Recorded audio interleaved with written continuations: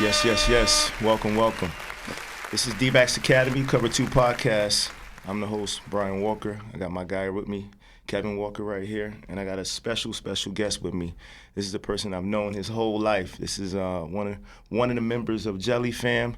Not only that, he's been a big influence in every community worldwide. This is Leondre Washington, right? NBA prospect as well, Inglewood native, and just kind of gearing off on the first episode. It was only right for me to get you included because anything on my journey, like I said before, has been you've been a part of it, and truth be told, you've saved my life as well as mommy's and our dad's. So I wanted to start off with you, talk about your journey and whoever's watching and why we're doing this. Real quick, once again, Leondre Washington, if you want to introduce yourself to the public. I'm Leondre Washington from Inglewood, New Jersey. I just graduated from.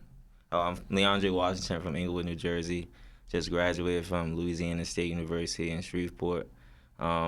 Just getting ready for this NBA life, trying to get right, work out pro style, and just here with my brothers, my big brother. I love him a lot, and I'm just happy to be here and I'm blessed to be able to sit down and talk with you today. Yeah, no, so my biggest thing, Dre, and my question for you is ultimately, how'd you fall in love with ball? What was your motivation with that? That's a good question. It was just, I feel like it was genetics, I was born into a sports family. Basketball wasn't really my first love. I think football was my first love. I played football first. And I got into basketball probably around like 8, 9, but I was playing football Pee-wee in Inglewood from like 6 years old, 7 years old. I remember playing with like older guys that you coached at Paramus Catholic. So just falling into basketball, it was just manifestation. You put the ball in my hands. Daddy put the ball in my hands, rest in peace. And, ever since that, I just watched you, watching you, play basketball in a park or getting up shots in a hoop. My dad taking me to Pennsylvania or taking me to New York to play, and just being around that atmosphere and that energy of the basketball and just sports in general, that competition is just something I thrive on. So I just fell in love with it, and it's easy to fall in love with something you're good at. No, of course.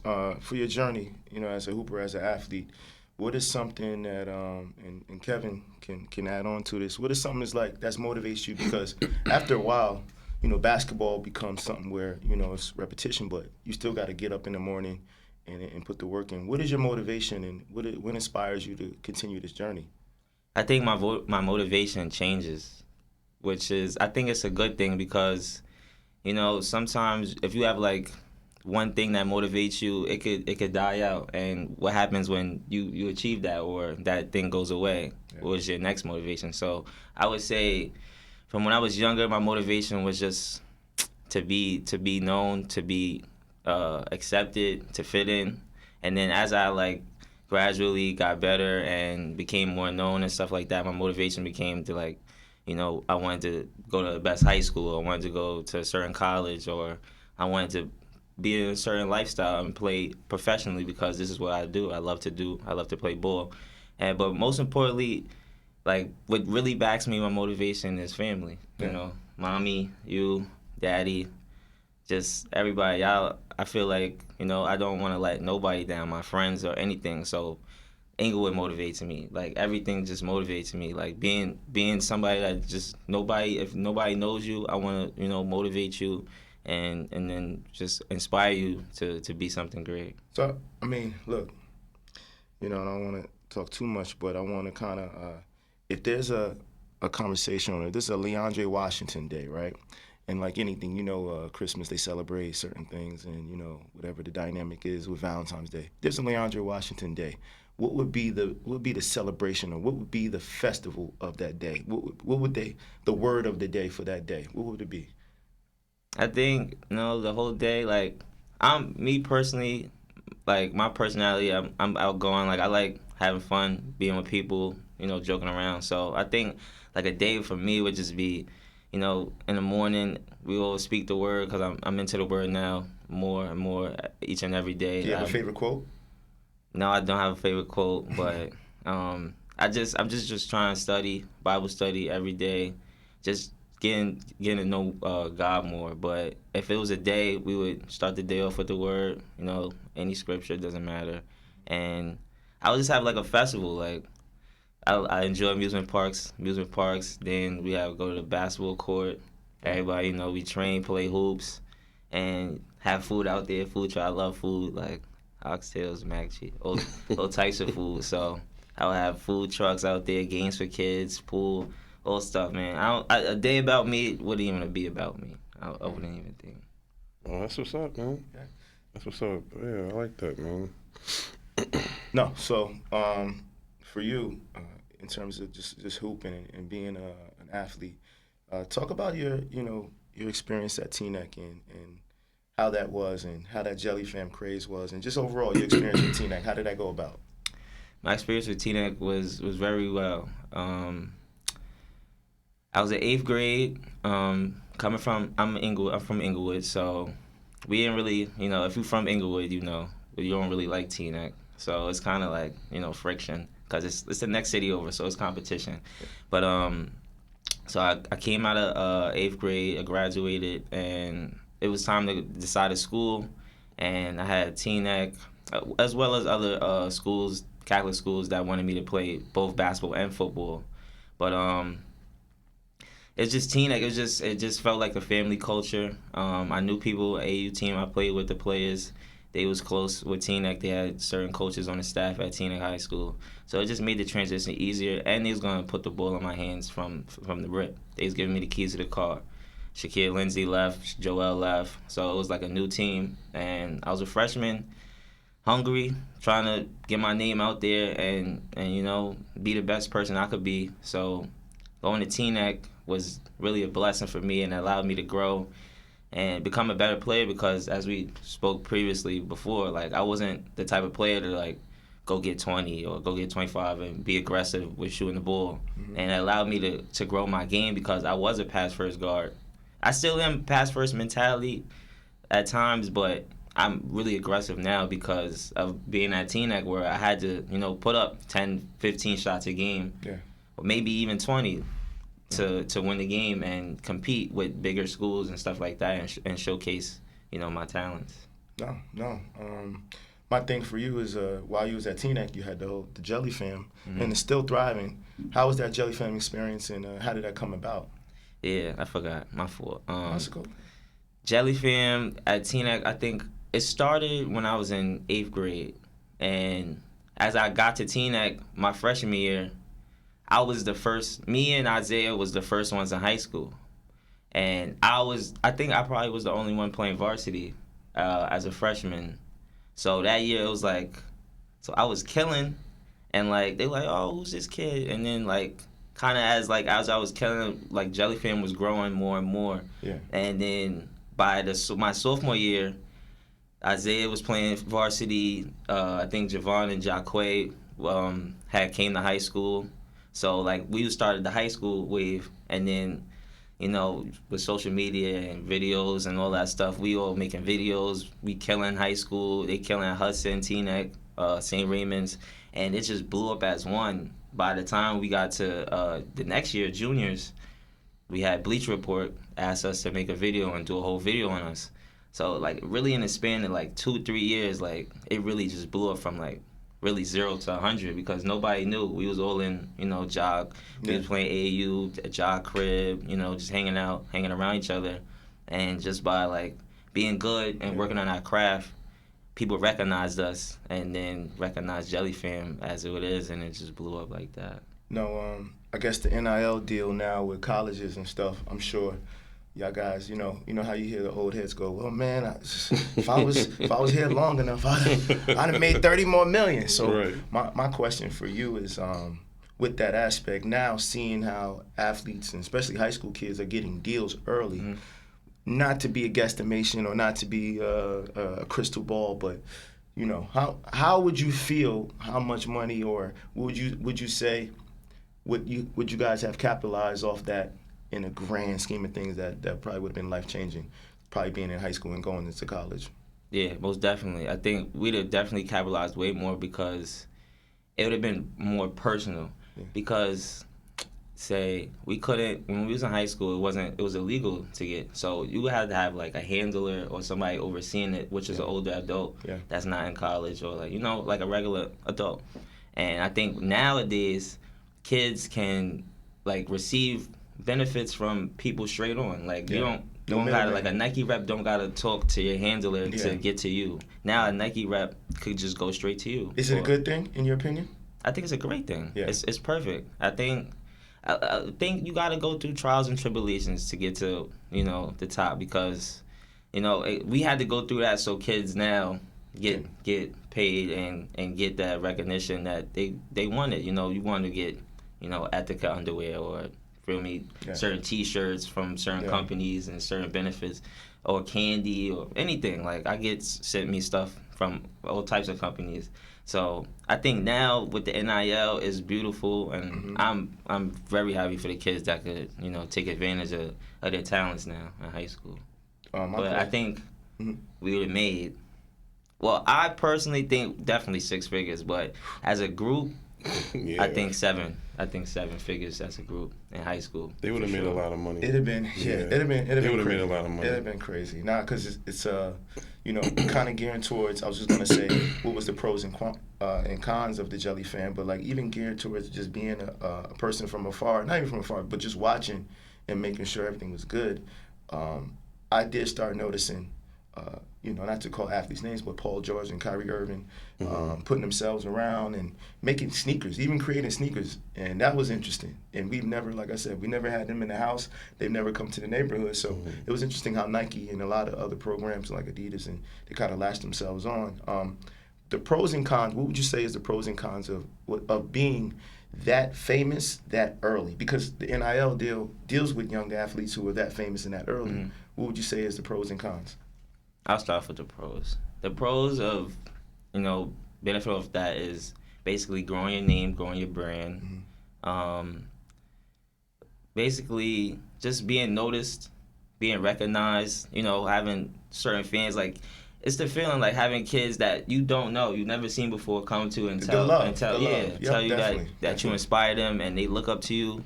Like, that's big, and that's another motivation that you could use to motivate yourself as well to be better. Another pro is, it just comes with so much benefits. Like, you can go to the store, like, and then somebody, oh, you JellyFam, like, they give you something for free, like, just cause, like, or like they'll give you free stuff so you could promote it.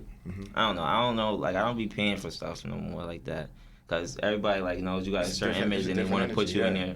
They want to put you in their stuff. Put you on their brand. Yeah, so that's a big benefit. But the cons is, there's some cons to being, you know, that famous that early, because everybody's watching you and you can't slip up. You know, you can't mess around. You can't get in trouble. You know, it's like kind of like LeBron James, you know, because LeBron, like, he always had the eyes on him since he was 17, and he ain't never. For me, he ain't never scratch up or mess up with anything, and he just kept everything steady on. So I think a con was definitely like having too much attention to yourself. And to be that young, because to be that young, you got adults now judging you as an adult. Yeah, you know, and they're watching your every move, and every time if you make one mistake, they just like Skip Bayless. You make one mistake, and they on you, man. They on you. I mean, like, and you know, like I said, Walt, he's from neighborhoods, from Teaneck, so we all saw the craze of it. My question, I always admired how you handled yourself, but like there are times when, you know, I get nervous if I'm around too many people, because I'm like, hold on, where am I at? Yeah, I don't like. Yeah, I get kind of anxiety, like, yo, I don't. What's going on, man? It helped me a lot, because dealing with that helped me be around bigger crowds and bigger people, speaking in front of people. Just stuff like that, like not being nervous, because you don't know the person, so it's kind of like, you know, what are you nervous for? In a sense, that's why the mentality I gained. But another con that I would say is, like, I feel like coaches, it's kind of like how they do with Steph Curry. It's like they love him for shooting threes, but then they say he ruined the game because he shoots so far. He got people, you know, shooting from 40 feet that shouldn't be shooting from 40 feet. Right. So in the same sense, it's kind of like us. Our thing is a jelly layup, finger roll, you know, add your own flavor to it.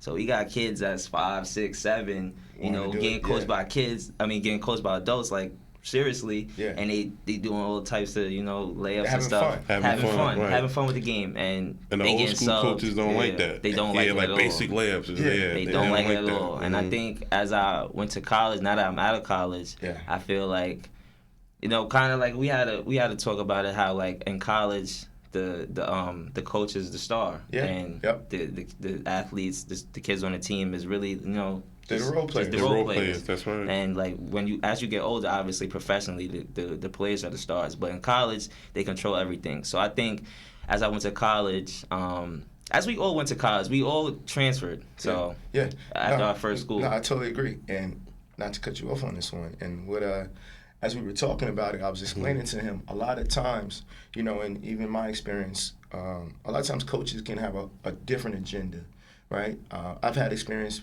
where a coach recruited me because another guy was recruiting me, and he wanted to take me away from the other guy. So like my thing with speaking with Dre was like, look, understand these coaches are temporary and their attitudes are small, minute to what you want to do in the grand scheme of things. And I just pretty much was saying like, look, the college coach, he's getting paid, and he's getting paid to be the star. You know what I'm saying? And they know that it's a kind of revolving door with the athletes, so they're going to say whatever they want. And I was just like, you get to the league now, then it's a different dynamic because the coach is not there. Right, the players run the league. The players run the league. So I was just trying to work through certain emotions, and I had to work through logic over emotion. But no, even going into that, you being a star that you were and are in high school, how was the transition going to college now where you're seeing different energies like we talked about, older people, whether it's showing love, whether or not, whether it's a secret type of hate or whatever the dynamic. How did you manage that with coaches? Because I remember there was a conversation we had where, a coach would say, well, this ain't JellyFam and we're not doing that JellyFam stuff. And just, how did you handle that? And did it take you like a while, or how was you adjusting to that type of energy that was coming from coaches who were adults? Yeah, it was hard because it was like I didn't do nothing but you have this certain animosity towards me and my friends. Yeah, because no sugarcoating, we more popular than you. Right, exactly. So it's like you think we're trying to big you up, or like you have the assumption that I'm trying to big you up. If I might act a certain way, or I might say certain something, and you might take it the wrong way, or if I might move a certain way, like you might be like, oh, he's, because my freshman year of college, I hung out with like 2-3 people, and I ain't hang out with the rest of the team, and that's big though, because coaches don't like little cliques in college, especially basketball. Like they don't like group of 3, group of 4. It's like everybody's divided, so they want everybody to hang around each other. But my freshman coach, my freshman year, he didn't like that stuff. So it was kind of like hard. I had to realize as I got older. I think after my freshman year, it became better. How I knew how to deal with like older adults and stuff because I had to go through it. Yeah. And I had to realize like not everybody likes you. Yeah. Because you think that's what you would think because you're JellyFam and you got all these kids looking up to you, but in all reality, there's people that hate that don't want. And you still have to be yourself. Okay with it because you still have to do your job at the end of the day. Yeah. Exactly. No, of course. So of course, having a freshman come in and having that certain spotlight is big. And I've had coaches tell me like you said none of the jelly stuff going on here. And I've had coaches. I feel like I've been brought to a school to make the school more popular. Yeah.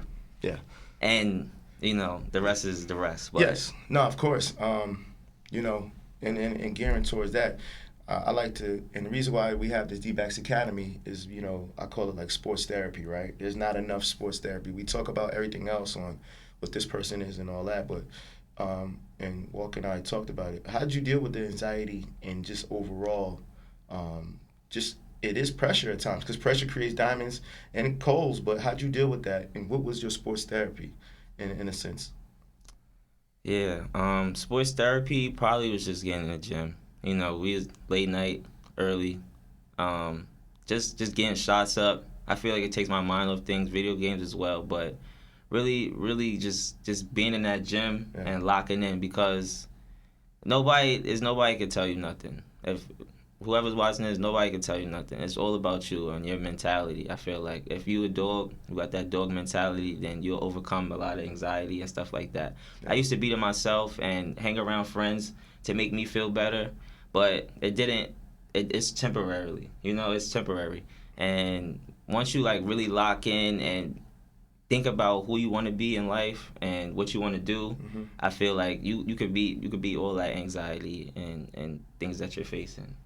No, my thing, and like you said, the roles that you played in your life.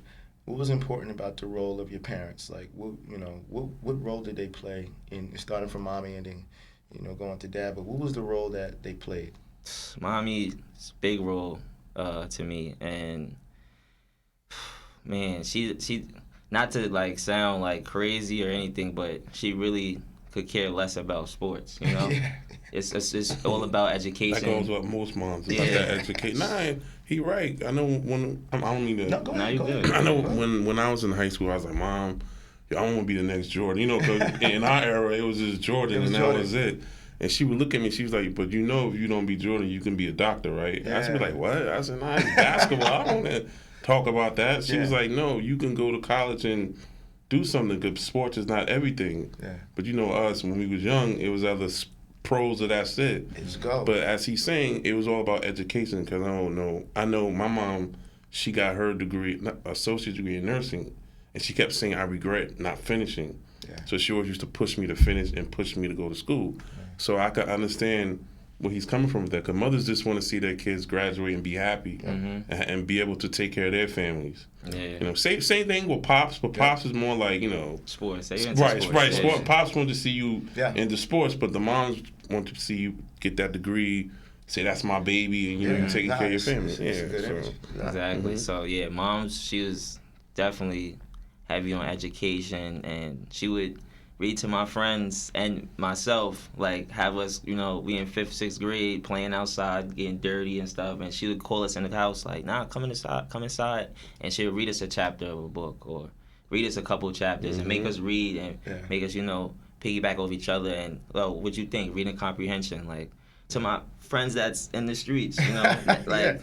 She opened the home. To a lot of people, and that motivated me a lot because she was like, grades, and she wanted me to be the best me, as in you too, and you helped me a lot with education. Seeing you graduate and being there, manifesting that, I was just next up, and so Mommy was really the education lady, providing. Yeah, the library lady. Lady for sure. Was taking us to the library all the time. Yeah. And Daddy, his role on me was crazy, and I remember, I just know he's the hardest worker I know. Yeah. Ever. Like nobody could tell me nothing. I don't know about Kobe, nothing, cause Daddy I seen him get up every day, 5:30. 6 in the morning and drive an hour and a half, 2 hours to work, from Pennsylvania to Jersey, then after work, Jersey to Pennsylvania. And by seeing him doing that, getting up every day, and obviously nobody wants to get up every day because it's hard, you want to get that extra sleep. So seeing him do that and then still have the energy to take me outside after work and put me through ball handling drills, take me 2 hours to games. We flying to New Orleans for AAU tournaments, driving to Florida for AAU tournaments. Like he's doing all the extra. He's going extra. If it's 100 yards, he's going 120 for me. Yeah. So I learned like taking things serious from him and work ethic from him a lot. As well as you, because you know how you work. You're the dog. No, so, I was gonna say, mind you, and people didn't notice while you were dealing with high school academics, JellyFam craze. Our dad, and of course, was dealing with Lyme disease, and he, God rest his soul, he passed away, but he was dying. And still putting in that work. I remember while I was working and traveling, my brother being in 8th grade. I felt like he was creating medicine, putting medicine together, and I'm saying to myself, I'm like, Pop, you can't have this little guy, can't have my guy right here doing the medicine. Like literally, he was doing stuff that you do in a hospital and still managing, and that's why I was saying sports therapy, because I, being young as I was, I'm still trying to do different things. Seeing you lock in, like, you know, and with the Lyme disease, how Lyme disease is not known as much. You know, and MS we thought it was MS. They gave him the wrong medicine, so it was just a lot of things that we were going through because we didn't know. How did you, you know, overall just manage that, you know, kind of balance that, especially during high school? And, you know, I hate to bring it up, but, like, you know, the ball was put in your crib, but high school wise, we didn't see that at the games. Yeah, I was just about to say that because I remember when I first saw him play, I was like, yo, who the hell is this kid? Yeah. And he was like, yo, he's just a freshman. I was like, nah, he got to be like a senior. And my man, you know, Warren, he was like, yo, you got to come up to here to see this kid play. Now, I remind you, I haven't been back up to Teaneck High School since, like, Marcel was playing. And that's like Brian Mike, so I haven't been back up since. I was like, all right. So I walked in the gym, and he's in there. I'm like, yo, he's a freshman. I was like, oh, okay. So then, like, to know that he's going through that as a freshman, that means you have to be very strong-minded. You have to be a tough person to go through all that. And like you said, we come into the games not even knowing he's going through that, and he's still putting in work. You know, so that shows your character that you're a very strong person. Because a lot of people would have folded. Even adults to this day would have been like, yo, I can't. You know, my pops, I can't focus. It's you know what I'm saying? Speaking on the side of the big brothers, like, I had to change the way I was dealing with you because I was wrong. You know, and I apologize every other day because I was kind of like, you know, the old school, you gotta da-da-da, and I wasn't speaking to him. I was speaking at him. And, you know, my biggest thing was, you know, as I developed and started growing and traveling and reading more, that's not how you motivate people. Right. You know, you can't, like, no one wants to get up in the morning and have to deal with negative energy. So if this is something you love, why is the person I love treating me with a different energy? And I had to, you know. But piggyback what you just said, but that's how you was brought up. That's how I was brought up. And that's how I was brought up. It was a different It's a different era. generation. Right. And then that's what I do with my son now. Because my wife be telling me, you can't talk to him like that. Because I be like, I told you to get your, and she's like, you can't do that. You have to come at him differently now. And it doesn't make us bad people. That's how my dad raised me, your pop, you know what I'm saying? It doesn't make you a bad person. It's so much more information now. Right. Why not? Why stick to those ways? And truth be told, in high school, I was abused, yo. I dealt with football and football coaches who were abusive, who were horrible. And to this day, I had to forgive him. But, you know, I was bringing on that energy to him, not abusive and physical, but I was like mental. Look, like mental. And I, like I said before, as I've gotten older and I started realizing as D-backs got bigger than I expected, and I started feeling the anxiety of a crowd, I was saying to myself, oh, my God, yo, my baby brother was dealing with this at 14, 15, 16, like when you're still in your high school phase. And I'm like, yo, this guy is really like one of my heroes right here. And I really, really had to like take a step back. That's why I want you on this, because I wanted to give you your flowers because it's important. And, you know, like I said, dealing with dad, dealing with basketball, dealing with JellyFam, and now transitioning yourself to, now you are a role model. You know, I coach track in different places and they go, I know you from somewhere, and I'm like, oh, shoot. But no, because the videos have done a lot. The videos have done a lot for a lot of people, even guys in the NBA are huge fans, and that's why I said it's only right. But my thing for you is, you know, transitioning from dealing with high school, college, and different energies from you. What is the best advice you give to the next Leondre Washington? And what would you say, how would they be able to manage everything? So what's the best advice you would give to the next Leondre Washington?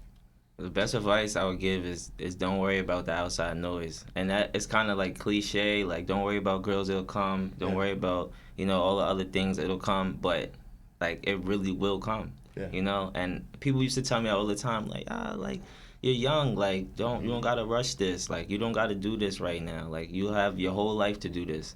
And, like, I would be like, yeah, whatever. But, like, I want to do it now, you know? But in a sense, like, nah, like, just be patient, lock in, and focus, like, till college. Like, all you gotta do is get through school. You get through school, focus, locked in, everything else is gonna come. People like people who are locked in and motivated. Now, question: what are habits? Because I'm a step-for-step person. So, what are some of the habits that allow you to lock in as an athlete? Basically, like, like not chasing girls. I feel like when you're in high school and young, you like feel me, you chasing girls, you feel me, you go through puberty and stuff like that, and you just want to do stuff like that. So just sacrificing the party life, the party life. Yeah. For things that you want when you're 25, where you want to be when you're 25. When you're 15, you gotta think where you want to be when you're 25. What you helped me with, we used to do. Like, we used to have a board and used to write goals on there. Yeah. You know? And we used to just, you know, not nothing crazy, but we used to just, you know, knock them off. Yeah. And I feel like planning like that and knowing where you want to be at a certain age will help you get there, because you know you're going to know what it takes. Yeah. And you're going to know what you can't do to get there that'll screw you up and check you left, right, but you want to keep on a straight path. So I feel like that, but just, I don't know, like, but just piggybacking on the board goal, right? Yeah. So for me, like dealing with a lot of the different clients, and my first conversation to a lot of when I'm working with high school, college, or NFL guys, I'm like, look, at the end of the day, what's the goal, right? Do you know? Because the reason why I'm training you is you want to be a Hall of Famer. Because I don't really have to do this. I have other things. I can be here with you guys, right? So my dynamic is like, if I'm gonna lock in your belief, I gotta know, is the goal going to be Hall of Fame, you know, because once we know the goal is Hall of Fame, then we can work down from there. Then I know I got to have a great NFL career, which means I got to take care of my body, take care of the people who I have around me, make sure that they're locked in with me and what I'm doing. And I have to win, of course, right? And so if that's the goal too, boom, then college has to be successful. Then high school has to be successful. So that was something I always, you know, like I said with him, what's the goal? Let's put it on the board, because now every day we can check it, right? So, you know, my thing now is, now we know, and I'm not going to sugarcoat it, the goal for us, and I know and for yourself, is NBA. And talent-wise, I've always felt like you were advanced. Thus, Walk saying he coming in as a freshman to do what you were doing, regardless of whether it's Roselle, T-Neck, whatever it may be, you still have balled out, even in, you know, when you were playing with the players. But my dynamic is, for the NBA and for the world, like, how is your basketball game? What would you describe your game to a person who's foreign, just came down to earth and does not know basketball? What would you say your game is, and who do you translate to in terms of like the style? I feel like style, I'm a little bit everybody. I piggyback off everybody. You like Damian Lillard, so we do Damian Lillard workouts, and I like, you know, his side steps and stuff like that. So I have a little bit of him in my game. Yeah. I got a little bit of Kyrie in my game. I take, like, from the best point guards, I got a little bit of Steph Marbury. Yeah. Because we used to watch him a lot and watch his crossover, Sebastian Telfair. Through the fire. That's the old school. Yeah. Through the fire. Religiously. Through the fire, it was crazy. We was watching it every day.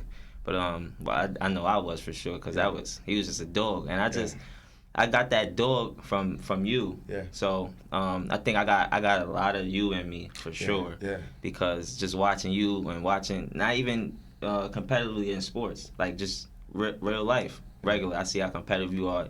If, you know what I mean, we trying to make the first shot in the garbage can, or who's first out the door, you know, stuff like that. Like, we just competing at all times, 24/7. So by, you know, watching clips of those people, Chris Paul, CP3. Yeah. What do you like about CP3's game? CP, I feel like he's poised, he's patient, and you can't speed him up. Yeah. You can't speed him up. That's what I like about his game. Like, no matter how hard you play defense on him, you're not going to speed him up. You can't speed him up. But, he's smart, too. Very smart. He knows his spots. He gets his spots well. He gets everybody involved.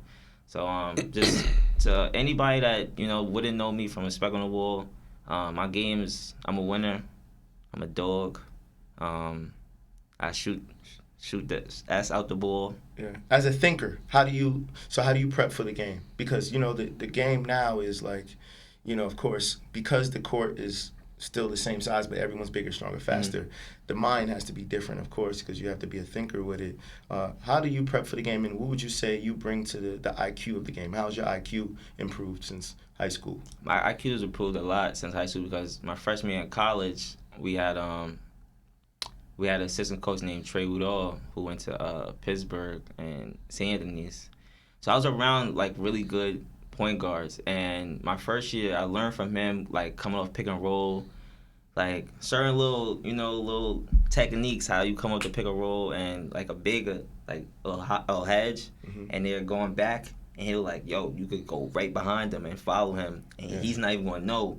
You know, he's turning his back running. So you just get behind him. His man can't guard because you in front of him. You go to the side, lay up, pull up, whatever. So it's just little stuff like watching the game. Even watching NBA games, I pick up stuff, how people come off, how point guards come off pick and rolls, and how they move the ball, how they talk to their teammates. One thing you was big on me was being a leader. And as I was younger, I wasn't. I'm quiet, like I'm chill, laid back.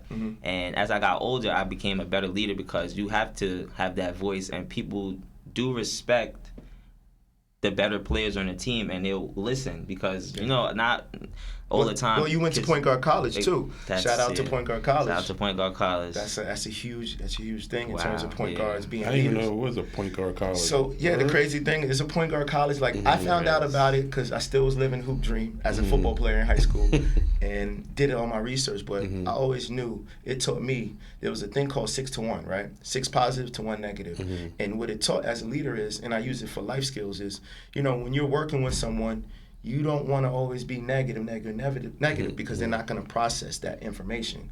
So if it's something, I always hit them with a, hey, all right, next time. Okay, you got this. You know what? You can shoot that. Or whatever the dynamic is, you got that project. So I would give a number chart. I'll give them 6 positives. And when it was something extreme or whatever it may be, that one negative, I would say, yo, my man, da-da-da. They're able to listen now because the ratio of me giving them positives, they're like, he's not attacking me. And so that's why I always took it to life. And it took me as a 5'9" cornerback playing against guys who were 6'4", 6'5", Deshaun Jackson like athletes.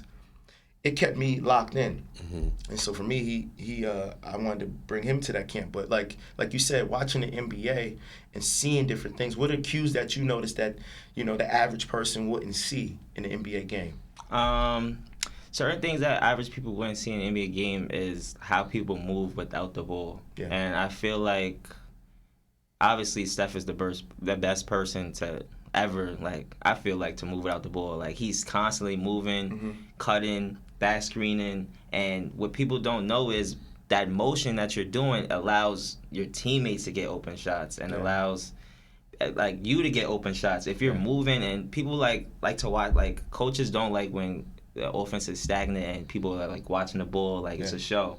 And I feel like the average person wouldn't know, like, that ball movement and all that plays into team chemistry and winning, because if without ball movement, the defense is set in stone, and it's easier to guard you. No matter who you are, 1-on-1, 1-on-2, no matter what type of shots you can make, you could be Kobe Bryant or LeBron James. And if that offense is stagnant, not moving, you see how the Lakers is in this past season. They had a stagnant offense. They had one dribbler. One dribbler. Yeah, that was it. It made it tough. So that was a big reason why they weren't as successful. They wasn't having much movement. And I think another thing is just be able to really shoot the ball, like high level consistently. It takes a lot, because in NBA, if you look at it, if you actually really think about it, like, if you're open, you should make that shot. Like, don't matter what. Like, if you look at NBA players, when they get open shots, they make them.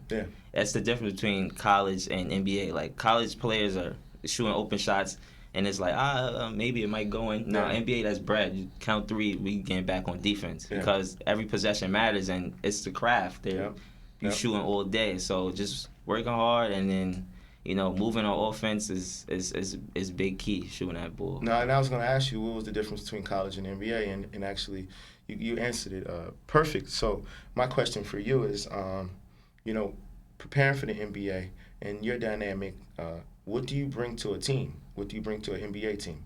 I bring being a leader, for sure.